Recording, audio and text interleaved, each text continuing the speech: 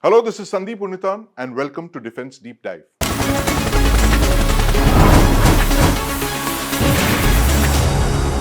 India will commission its third indigenously built ballistic missile submarine, the INS Aridhaman, a few weeks from now. Why is the Aridaman India's deadliest defense platform? Let's dive in. India's Advanced Technology Vessel Program, or ATVP, has built a class of 4 nuclear-powered ballistic missile submarines, or SSBNs. Now, nuclear submarines can stay underwater almost indefinitely. They're limited only by the endurance of their crew and onboard fuel supplies. That's the benefit of having a nuclear reactor powering you.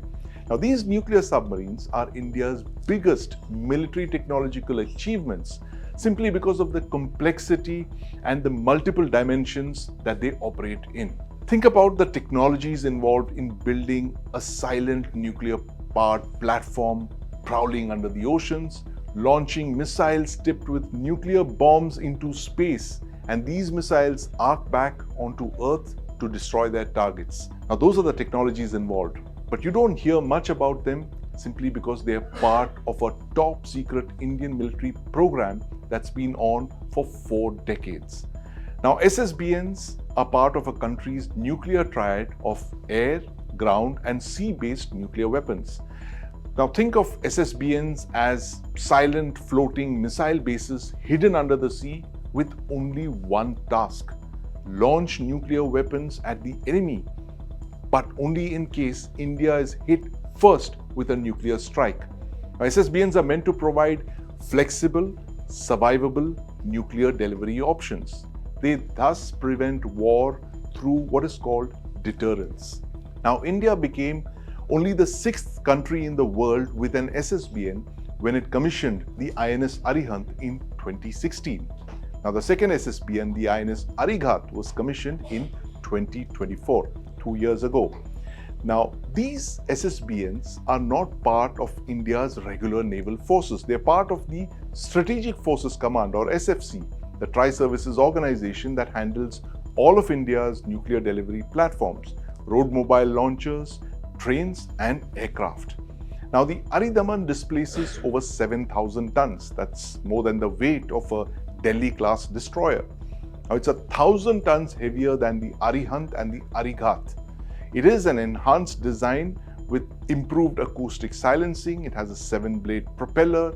It has advanced indigenous sonar systems and very low acoustic signature. Now, this submarine is powered by a 83 megawatt compact light water reactor. It has a speed of 24 knots submerged. But why is this platform, the Aridaman, India's deadliest platform? Why is it even deadlier than the Arihant and the Aridaman? Well, that's because the Aridaman has double the missile capacity and extended range of its predecessors. The Arihant and the Aridaman have 4 vertical launch system tubes. Now, the Aridaman has 8 VLS tubes, which allow it to carry up to 24 B-05 submarine-launched ballistic missiles and up to 8 K-4 intermediate-range ballistic missiles, which have a range of 3,500 kilometers. Now, each of these missiles, these K-4 missiles, has a single nuclear warhead with a yield of between 12 and 40 kilotons. That's between 12,000 and 40,000 tons of TNT. Now, these missiles allow for standoff nuclear strikes on distant targets from safe positions under the ocean. This submarine can target key adversary countries of India from the Bay of Bengal. And the Aridaman will also carry, in future, the K-5 submarine-launched ballistic missile, which has a range of up to 6,000 kilometers. When the K-5 is finally inducted into service, it will make the Aridaman even deadlier than it is presently.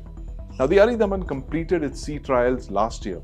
It's now awaiting formal commissioning, which could come as early as March 2026. With its formal induction, India's Strategic Forces Command finally gets a platform that can make a deep impact.